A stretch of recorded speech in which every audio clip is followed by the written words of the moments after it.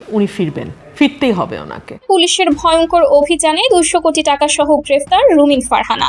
সাবেক বিএনপি নেত্রী এবং খ্যাতনামা ব্যারিস্টার রুমিন ফারহানাকে গ্রেফতার করেছে পুলিশ। এই গ্রেফতারের পেছনে রয়েছে এক ভয়াবহ অভিযান, যেখানে উদ্ধার করা হয়েছে প্রায় 200 কোটি টাকার অবৈধ সম্পদ। ব্রাহ্মণবাড়িয়া 2-এর সংসদ সদস্য ব্যারিস্টার রুমিন ফারহানা ফের সমালোচনার মুখে পড়েন তিনি। শুধু তাই নয়, তার বিরুদ্ধে 133 কোটি টাকা পাচারের অভিযোগ রয়েছে। এবার এই মামলায় গ্রেপ্তার হয়েছেন তিনি। এত ভয় কেন সরকারে? যদি আওয়ামী লীগ কোথাও নাই থাকে, উনি ফিরবেন, ফিরতেই হবে ওনাকে। এবং উনি যদি ফিরে আসে, সবচেয়ে বেকায়দায় পড়বে সরকার, না পারবে ফাঁসি দিতে। এবার সরাসরি আওয়ামী লীগের পক্ষে কথা বলে হাসিনাকে দেশে ফিরিয়ে আনার ঘোষণা দেওয়ায় এবার কিন্তু একেবারে হাতে নাতে কিন্তু গ্রেপ্তার হয়েছে ব্যারিস্টার রুমিন ফারহানা। এদের দাবরানের উপরে রাখবেন, এটা সোজা থাকবে। আওয়ামী লীগের পক্ষে যে বয়ান উৎপাদন করবে, যেই হোক, তারই জয় বাংলা করে না দিলে এটা সোজা হবে না। বাকশালী পিটাইলে বরকত আছে, একেবারে সোজা হয়ে যাবে। ইন্ডিয়াও সোজা হবে, বাকশালীরাও সোজা হবে। আরেক ইতিহাস সৃষ্টি করে তাক লাগিয়ে দিল জামাত। প্রথমবার বিএনপি, তারপরে জামাত। বিএনপি জামাত ঐক্যবদ্ধভাবে খেলছে সমানে সমান। সত্যিকার অর্থে বাংলাদেশে এটা একটা ইতিহাস। এরকম ঘটনা অতীতে কখনো ঘটে। দর্শক, এবার স্বৈরাচার শেখ হাসিনার পক্ষে কথা বলায় ফেঁসে গেল ব্রাহ্মণবাড়িয়া 2 আসনের এমপি ব্যারিস্টার রুমিন ফারহানা। প্রিয় দর্শক, তিনি কিন্তু 5 আগস্টের পর থেকে নানানভাবে সাবেক প্রধানমন্ত্রী শেখ হাসিনাকে বাংলাদেশে ইস্টাবলিশ করা যায় এরকম কথা বলে এসেছে। তিনি কখনো বঙ্গবন্ধু শেখ মুজিবের পক্ষ নিয়ে কথা বলেছে, আবার কখনো ধানমন্ডি 32 নম্বরের পক্ষে কথা বলতে গিয়ে জুলাই অভ্যুত্থানকে হেয় প্রতিপন্ন করেছে। প্রিয় দর্শক, সবশেষে এখন এসে তিনি বারবার যে টক শোতেই যাচ্ছেন সেখানেই বলছেন যে আপা আসবে। এমনকি তিনি এমনও বলেছেন যে আপা আসবে এবং এটা তিনি নিশ্চিত, এবং আপাকে বাংলাদেশে আসতেই হবে। প্রিয় দর্শক, তিনি যখন ক্রমাগত এ ধরনের কথা বলছিলেন, তখন জুলাই গণ অভ্যুত্থানে অংশগ্রহণকারীদের মধ্যে এক ধরনের ক্ষোভের সৃষ্টি হয়েছিল।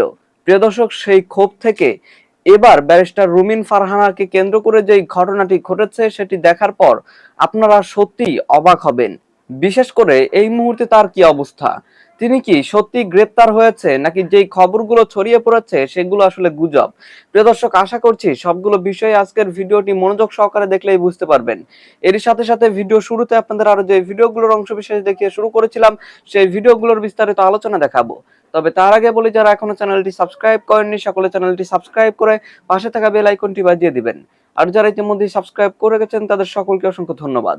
তো চলুন একটি লাইক দিয়ে আমরা ধারাবাহিকভাবে সবগুলো ভিডিওর বিস্তারিত আলোচনা দেখে আসি। 200 কোটি টাকা সহ গ্রেফতার রুমিন ফারহানা।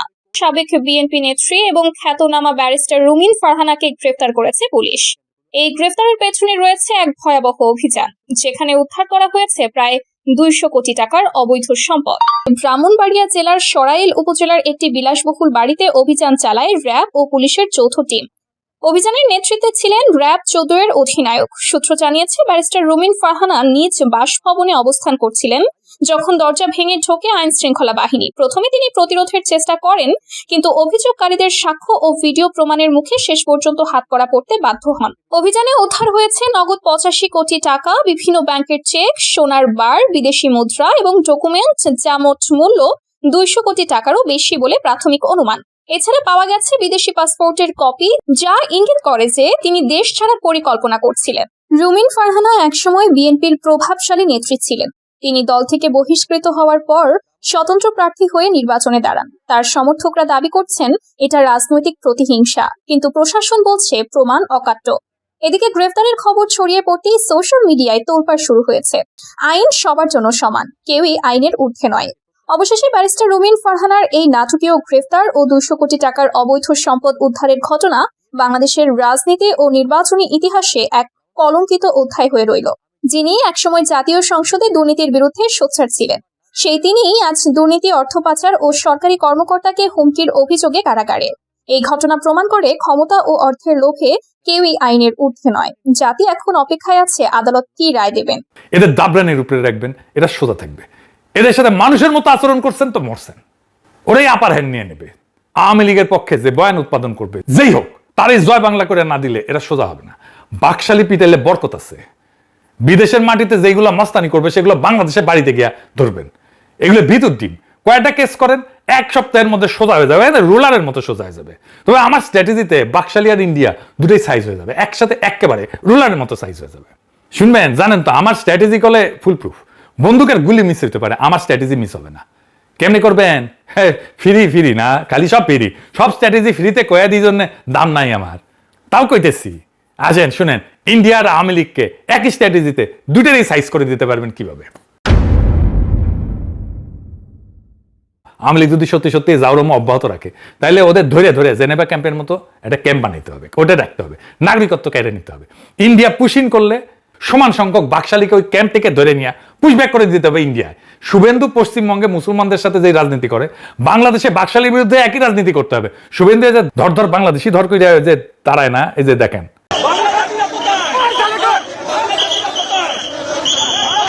দেখেছেন, এইরকম করে পাড়ায় পাড়ায় অভিযান চালায় বাকশালী ধর করতে হবে, ধৈর্য ওই ক্যাম্পে নিয়ে এসে রাখতে হবে, তারপরে পুশব্যাক ইন্ডিয়াতে একেবারে সোজা হয়ে যাবে, ইন্ডিয়াও সোজা হবে, বাকশালীরাও সোজা হবে। এবার আসেন আমাদের করণীয়তে, আমরা কি আমাদের করণীয় করতেছি? ইন্ডিয়া যে করতে দিচ্ছে সংবাদ সম্মেলন হাসিনাকে, এটা তো মারাত্মক অপরাধ করছে, আন্তর্জাতিক অপরাধ করছে। মার্কোস এই যে ফিলিপাইন থেকে যে আমেরিকায় হাওয়ায় গেছিল পলায়ে, মার্কোসকে কি আমেরিকা সংবাদ সম্মেলন করতে দিচ্ছে ফিলিপাইন নিয়ে? তারপরে বেন আলী তিউনিসিয়া থেকে সৌদি আরব পালিয়ে গেছিল, জেদ্দায় গেছিল, বেন আলীকে কি সৌদি আরব সংবাদ সম্মেলন করতে দিছে? তারপরে ভিক্টর ইয়ানুকোভিচ ও ইউক্রেন থেকে পালায় রাশিয়ায় গেছিল, ইয়ানুকোভিচকে কি রাশিয়া সংবাদ সম্মেলন করতে দিছে? রাজাপাকসে তো শ্রীলঙ্কা থেকে প্রথমে মালদ্বীপ গেছে পলায়, তারপরে সিঙ্গাপুর, তারপরে থাইল্যান্ড। তো রাজাপাকসকে কি মালদ্বীপ, সিঙ্গাপুর, থাইল্যান্ড কেউ সংবাদ সম্মেলন করতে দিছে? বাশার আল আসাদ তো সিরিয়া থেকে পলায় রাশিয়ায় গেছে, আর বাশার আল আসাদ কি সংবাদ সম্মেলন করছে? মিডিয়া আসছে, পলিটিক্স করিচ্ছে? তো ইন্ডিয়া কেন দিল? কে ইন্ডিয়ার এই অপরাধকে ক্যাপিটালাইজ করতে হবে। বিএনপি সরকার তার পক্ষে যা করা দরকার করেছে, আমাদের প্রত্যাশার চাইতে শক্ত প্রতিক্রিয়া দেখাইছে পররাষ্ট্র মন্ত্রণালয় থেকে বিবৃতি দিয়া। বাকি কাজ তো বিরোধী দলকে করতে হবে, ইন্ডিয়ার সাইডটা ধরতে হবে, কচ্ছপের কামড় দিয়ে ধরতে হবে, যেন সরকার আরো শক্ত পজিশন নিতে পারে ইন্ডিয়ার বিরুদ্ধে। তারেক রহমান যেন ইন্ডিয়ায় না যায় এই ব্যবস্থাও করতে হবে। আমন্ত্রণ পাইছে কিন্তু না যায় যেন। বিএনপি তো বিবৃতি দিচ্ছে, বিএনপি কি আইডিয়া ইন্ডিয়ান হাই কমিশন ঘেরাও করতে পারবে সরকারি থেকে? পারবে না তো, এটা বিরোধী দলকে করতে হবে। ইন্ডিয়ান ইন্টারেস্ট যা যা আছে তার সামনে নিয়ম করে বিক্ষোভ করতে হবে, অবরোধ করতে হবে, বন্ধ করে দিতে হবে ইন্ডিয়ান কালচারাল সেন্টার সবগুলা। ওদের যা বিজনেস আছে সবগুলো, ওষুধ কোম্পানি আছে, প্যারাসুটের তেলের কোম্পানি আছে, এগুলো যা যা আছে সবগুলো লিস্ট করতে হবে, তারপরে সবগুলো বন্ধ করে দিতে হবে। এটা নিয়ে কেন ঘেরাও করতে হইলো? জিয়ার আমলে মৌলানা ভাসানী ফারাক্কা মিছিল করেছিল না? সে ফারাক্কা মিছিল জিয়া সরকারকে সাহায্য করেছিল, তার ফরেন পলিসি ইন্ডিয়ার সাথে সম্পর্ককে রিডিফাইন করার জন্য সাহায্য করছিল। আজকের বিরোধী দলকে তো ভাসানীর মতো সেরকম একটা স্ট্যান্ড নিতে হবে, তাইলে না তারেক রহমান একটা স্ট্যান্ড নিতে পারবে। সরকারি দল দাবরানি দিলে বিরোধী দলকে একই শক্তিতে দাবরানি দিতে হবে, তার চেয়ে বেশি জোরে দাবরানি দিতে হবে, তাইলে তো বাংলাদেশে ভারতীয় আধিপত্যবাদের অবসান হবে। এটাই বাংলাদেশের ডেস্টিনি। বাংলাদেশ থেকে চিরতরে আওয়ামী লীগের বিলুপ্তি করতে হবে আর ভারতীয় আধিপত্যবাদের অবসান হইতে হবে, তাইলে বাংলাদেশের আজাদী, তাইলে জনগণের মুক্তি। ইনকিলাব জিন্দাবাদ। আরেক ইতিহাস সৃষ্টি করে তাক লাগিয়ে দিল জামাত। প্রথমবার বিএনপি, তারপরে জামাত। বিএনপি জামাত ঐক্যবদ্ধভাবে খেলছে সমানে সমান। দর্শক, সত্যিকার অর্থে বাংলাদেশে এটা একটা ইতিহাস, এরকম ঘটনা অতীতে কখনো ঘটেনি। সরকারি দল ভারতের সাম্রাজ্যবাদী, বাংলাদেশ বিরোধী ভয়াবহ ষড়যন্ত্রের বিরুদ্ধে বাংলাদেশের ইতিহাসে সবচাইতে কঠিন ভাষায় বিবৃতি দিয়েছে। এরপরে সেই বিবৃতির বোথ সাপ্লিমেন্টারি অ্যান্ড কমপ্লিমেন্টারি বিবৃতি দিয়েছে বিরোধী দল জামাত ইসলামী। সাপ্লিমেন্টারি কমপ্লিমেন্টারির একটু সংজ্ঞাটা বুঝে গেল। সাপ্লিমেন্টারি মানে অতিরিক্ত, মানে আপনি একটা কাজ করেছেন, এর চাইতে আর একটু কাজ আমি করে দিলাম, যাতে আপনার কাজটার একটু অ্যাডভান্স ভার্সন হলো, দুইটা মিলে অসাধারণ। তো বিএনপি বিবৃতি দিয়েছে, সেই বিবৃতির আরেকটু অ্যাডভান্স ভার্সনের বিবৃতি দিয়েছে জামাত। সরকারি দলের শক্তি আরো বাড়লো এতে, কারণ একই লাইনের কমন এনিমি, কমন ভাষা। সরকারি দল বিরোধী দল ঐক্যবদ্ধ। কমপ্লিমেন্টারি হচ্ছে যে আপনার ঘাটতি পূরণকারী। তো বিএনপির বিবৃতিতে যদি কোনো ঘাটতি থাকে ভারতের বিরুদ্ধে, ওইটা জামাতের বিবৃতিতে পূরণ হয়েছে, এনসিপির বক্তব্যে পূরণ হয়েছে। আবার জামাতের বিবৃতিতে ঘাটতি থাকলে সেটা আবার সরকারের বিবৃতিতে পূরণ হয়ে গেছে আগেই। তো এই যে দৃশ্য, সরকারি দল বিরোধী দল কমন এনিমির বিরুদ্ধে একসাথে লড়ছে, এটাকে আমাদের অ্যাপ্রিসিয়েট করতে হবে। বিএনপি জামাতের মধ্যে ধাক্কাধাক্কি অনেক কিছু আছে, বাট ভারতের বিরুদ্ধে যদি আমরা ঐক্যবদ্ধ থাকতে পারি, এর চাইতে খুশির কোনো খবর আর রাজনীতিতে নাই। দর্শক, আপনারা তো আগেই দেখেছেন, এটা আমরা বিবৃতি করে বিশ্লেষণ করেছি একদিন আগে। পররাষ্ট্র মন্ত্রণালয় ভারতের বিরুদ্ধে যে বিবৃতি দিয়েছে, এরকম কঠিন বিবৃতি বাংলাদেশ সরকার 55 বছরে কখনো দেয়নি। শেখ হাসিনাকে জেনোসাইডার বলা, ফেসিস্ট বলা, মাফিয়া বলা, এবং বাংলাদেশ ভারতের করদ হতে চায় না বলা, এবং বাংলাদেশ ভারতের সম্পর্ক থাকবে কি থাকবে না সেই বিষয়ে হুঁশিয়ারি দেয়া, আরো অনেক কঠিন কথাবার্তা বলেছে, দ্যাট ইজ ভেরি ডেঞ্জারাস। দেশত্রীবিদের জন্য এটা একটা অশনি সংকেত যে তাকে কোন সময় বের করে দেয়, এরকম একটা ভাব। বাস্তবে যাই হোক, কথা বলেছে এবং অফিসিয়াল স্টেটমেন্ট এটা সত্যিকার অর্থে তাৎপর্যপূর্ণ। দর্শক, এরপরে বিএনপি নেতারা রাজনৈতিক কথা বলেছে, স্বরাষ্ট্রমন্ত্রী বলেছেন, রুহুল কবির রিজভী বলেছেন, শামা ওবায়দ বলেছেন যে ভারত এই কাজ করতে পারে না, এটা চরম অন্যায় করেছে, ভারত বাংলাদেশ বিরোধী তৎপরতা চালাচ্ছে। কারণ এটা ডিপ্লোম্যাটিক একটা কমন টার্মস যে দুইটা দেশের মধ্যে সম্পর্ক থাকবে, আপনি আমার দেশের অখণ্ডতা, স্বাধীনতা, সার্বভৌমত্ব এই বিষয়ে আপনার পূর্ণ সমর্থন থাকতে হবে। সেখানে বাংলাদেশ সরকারের বৈধতা নিয়ে প্রশ্ন তুলছে, বাংলাদেশের বৈধতা নিয়ে প্রশ্ন তুলছে পালাতক ফ্যাসিস্ট গোষ্ঠী, আর ভারত সেটা বলতে দিচ্ছে এটা তো বাংলাদেশের স্বাধীনতা, সার্বভৌমত্ব বিরোধী ষড়যন্ত্র। তো বিএনপি সরকার এটাই বুঝিয়ে দিয়েছে। এরপরে জামাত বিরোধী দল হিসেবে বিবৃতি দিয়েছে, এই বিবৃতিও ওই যে সাপ্লিমেন্টারি কমপ্লিমেন্টারি দুইটাই বলতে পারেন। তো দর্শক, জামাতের বিবৃতিটা এবার বিশ্লেষণ করবো। জামাতও এত কঠিন ভাষায় বিবৃতি সাধারণত দেয় না বা দেয়নি। তো এই সরকারি দল বিরোধী দল উভয় দল কমন এনিমির বিরুদ্ধে এইভাবে খেলছে, যুদ্ধ করছে, এটা ডিপ্লোম্যাটিক ওয়ার বলতে পারেন। যুদ্ধের অনেক সংজ্ঞা আছে। আপনার কোল্ড ওয়ার বলেছেন, কোল্ড ওয়ারে তো মারামারি নেই, মারামারি বাদে বাদে কিন্তু বাজে না, কূটনৈতিক সম্পর্ক ঠিকই থাকে। এখন যেটা চলছে এটা একটা কোল্ড ওয়ারের মতো। আর এই কোল্ড ওয়ারে সরকারি দল বিরোধী দল এক হয়ে লড়াই করছে ভারতের আধিপত্যবাদের বিরুদ্ধে। 2024 সালের 5 আগস্ট গণরোষের মুখে নয়াদিল্লিতে পলাতক ও মানবতা বিরোধী অপরাধের দায়ে মৃত্যুদণ্ডপ্রাপ্ত আসামি শেখ হাসিনাকে সংবাদ সম্মেলন করার সুযোগ দিয়ে বাংলাদেশের সঙ্গে ভারতের শিষ্টাচার বহির্ভূত আচরণ প্রদর্শনের তীব্র নিন্দা প্রতিবাদ জানিয়েছে বাংলাদেশ জামাত ইসলামী। যে শিষ্টাচার বহির্ভূত আচরণ, কূটনীতিতে যদি এক দেশ আর এক দেশের বিরুদ্ধে বা একটা দেশের বিরুদ্ধে কেউ শিষ্টাচার বহির্ভূত আচরণ করে, এটা ভয়াবহ শব্দ। এই শিষ্টাচার বহির্ভূত এই ধরনের কঠিন শব্দ জামাত ব্যবহার করেছে তাদের বিবৃতিতে। এর মানে ভারত শিষ্টাচার বহির্ভূত আচরণ করেছে, বেয়াদব, একে ঘাট ধরে বের করে দাও। যার মধ্যে শিষ্টাচার নাই তার সাথে স্বাভাবিক সম্পর্ক থাকতে পারে না, এরকম একটা কথা এই শব্দের মধ্যে লুকায়িত আছে। বলার আজকে অনেক কিছু ছিল, কিন্তু সরকারের একটা জনবিরোধী সিদ্ধান্তের প্রতিবাদ জানিয়ে অল্প দুই একটা খুচরা আলাপ আজকে আপনাদের সাথে করব। জনবিরোধী সিদ্ধান্তটা কি আপনারা জানেন? অন্তর্বর্তীকালীন সরকার প্রফেসর ডক্টর মোহাম্মদ ইউনূসের নেতৃত্বে যে সরকারটি গঠিত হয়েছিল, এই সরকার বাংলাদেশের মানুষের জন্য, বিশেষ করে গরিব মানুষের জন্য, সুবিধাবঞ্চিত মানুষের জন্য, যারা ঠিকমতো তাদের চিকিৎসা সেবা পায় না, এই গরিব মানুষের চিকিৎসা সেবা নিশ্চিত করার জন্য ইউনূস সরকার তার যে ভালো ভালো কাজগুলো ছিল, এই ভালো কাজের ভিতরে এইটা অন্যতম একটা, যে 295টা ওষুধ, এই বিশেষ করে ডায়াবেটিক্স, হার্ট, সরকার দাম নির্ধারণ করে দিয়েছিল। এই দামগুলো আগে নির্ধারণ করতো কোম্পানি, ওষুধ কোম্পানিগুলো, তারা তাদের ইচ্ছা মতো, সুবিধা মতো, যখন যেরকম খুশি সেরকম দাম বাড়াতো। কিন্তু সরকার এখানে 295টা ওষুধের লিস্ট করে সাধারণ মানুষের নাগালের ভিতরে রাখার জন্য একটা দাম নির্ধারণ করে দিয়েছিল।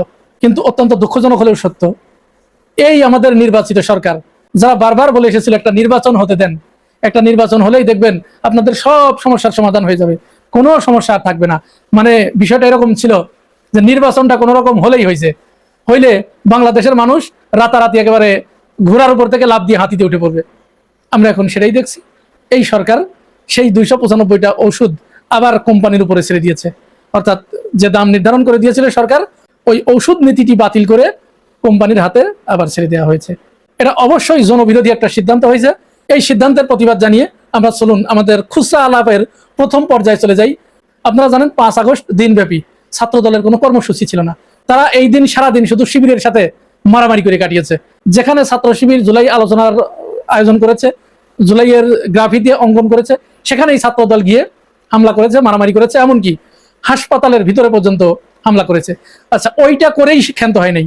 ছাত্রদল সর্বশেষ গতকাল যেটা করেছে, একটা ভিডিও আপনারা দেখেছেন, দেখুন স্লোগানটা একটু দেখুন, মিছিল করছে ছাত্র দলের মিছিল।